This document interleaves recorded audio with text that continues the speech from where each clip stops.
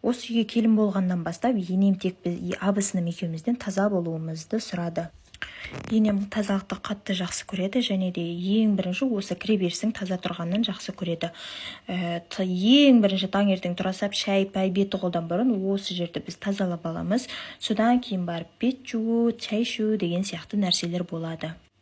Абысыным екеуміз таза болсақ бітті, басқа ол кісіге ештеңе керек емес, үй таза тұру керек, и все.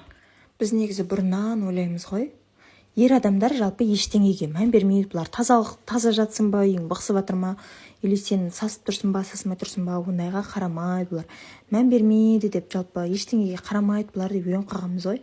На самом деле олар деген бәріне қарайды екен ғой.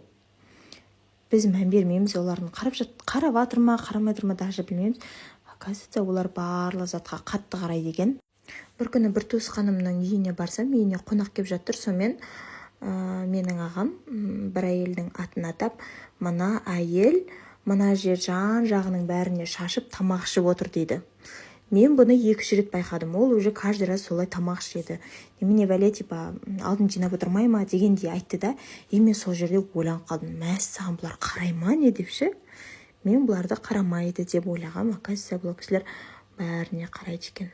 Сондықтан қыздар, тамақ ішкенде алдымызды жинап отырып тамақ ішейік, және де үйімізді таза ұстайық. Сенің бір күн үй жинаған досың.